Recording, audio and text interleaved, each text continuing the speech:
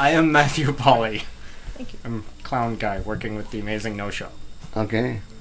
I'm Karen Beriss. I'm not clown guy working with the Amazing No Show.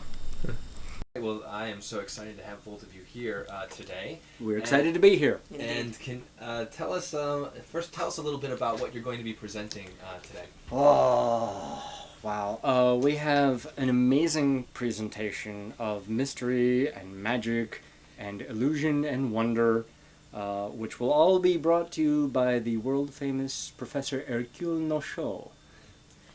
Oh, wait. Wow. There's really nothing to add to that. That was perfect. I'm long-winded.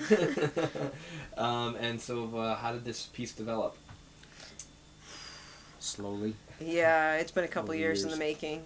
So It actually began at a visual theater festival. The commission was to do a 20-minute piece with no words at all. It's evolved and we started talking. Oh, that's really interesting. Wow. I mean, that just sounds so cornball, but no. It's great. I don't even know, like a visual theater festival. it's a festival that is geared towards making theater accessible to everyone, hearing, not hearing. Any culture in the world, Yeah. doesn't matter your language. So there's no spoken word throughout the festival. Everything's movement based. Not what even type really of- written words. What type of work do they present besides magic? It's a Clown show? wide variety. There's Yeah. some dance, a lot of deaf performers were presenting things. It's sponsored by Gallaudet, right? Yeah, Gallaudet University hosts it. So it's definitely geared towards the deaf community, but there are people that come in from Hong Kong, there are people that come from all over the world for this. Awesome. Wow. Thanks. And so talk a little bit about influences in your work, either clown or otherwise. Influences. Go ahead. No, please. No, please, I you go ahead. insist. I was influenced probably more by magicians and by film actors than by clowns, although Bugs Bunny, Cary Grant, those were big influences for me. Some of the magicians that I don't know if any of the clowns have heard of, but there's David Williamson, Mark Phillips, Bob Fitch, were big influences for me. I watch a lot of cartoons, silent movies, Charlie Chaplin. Charlie both of us. Chaplin, Buster Keaton, good stuff. Yeah. Great. And then how about some of your training? Like, what is that involved in? How did it start, and where have you taken it? Well, my training is very much in the clown realm. I studied at the Ringling Clown College in '91, and I work with the Big Apple Circus Clown Care Unit since 1999, and there's an ongoing training that's part of that. I've had some theater training as well, and anybody I can get to teach me something, please teach me. I worked with Barry Lubin a lot. Should mention that a lot. Thanks, Barry. I've had a lot of acting training. I studied improv with Second City. I went to the New Actors Workshop. I studied magic with a lot of different magicians.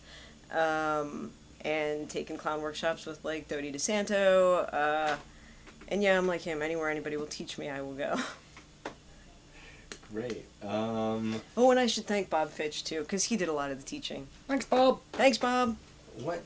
I don't know what the question is I want to ask you. It's like... Make one up. No, it's like, what am I trying to ask you? I don't know. What are you trying to ask what us? Is how...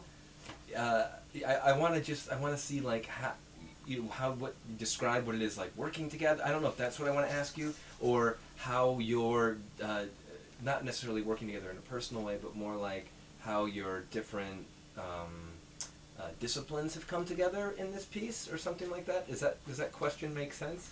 How does the magic and clowning fit together? Yeah, that's the question. Great. So let me take that question. So in this piece, can you talk about how the magic and the clowning and even the acting has all meshed together? Nope, not a chance in hell. It's a good question, though. Really good question. Really good question. Yeah. It hasn't. When it all comes down to it, it's all storytelling. whether it's clowning where the story ends in a punchline, or traditional theater where the story ends with a wedding or a death, or whatever your philosophy on theater is. Are those the only two options? Sadly, yes. Okay.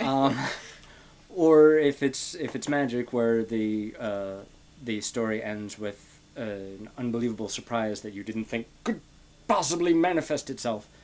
It's all just using whatever resources are available to tell a story.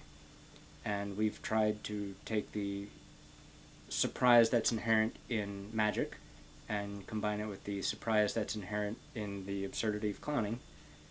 And like that. There's a lot of crossover, too, between improv and clowning. I mean, a lot of the exercises are the same, a lot of the training overlaps, so it's not so disparate. Disparate, that's a good word. That's a great word. Thank you. Yeah, and you start with an idea, and then you improv through it on its feet, and you discover what's actually working, and maybe what might work differently that you want to explore. Yeah, we play with the stuff that we have just like anybody else. We pick it up, we play with it, we try stuff out. If it fits, great. If it doesn't, it's out. Great. Anything else? Anything you? Any questions you have? Any people that have inspired you? I guess you already answered that question. Yeah, we did. That was influence, but inspire, I don't know. Inspire. Oh, how about do you have anything to say to the generation of clowns coming up?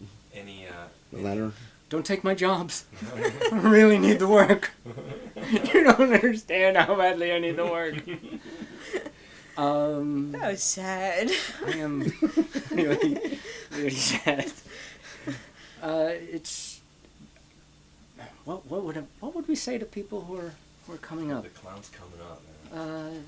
I don't even know what to say to the clowns who are already there. What do you say to the clowns that are coming? Keep what you're doing simple and clear. The more complicated it is, the less it helps you. But whatever your absurd notion is, if you tell it clearly enough, somebody's going to want to hear that. That was beautiful. Beautiful. Thank you. Thank you very much.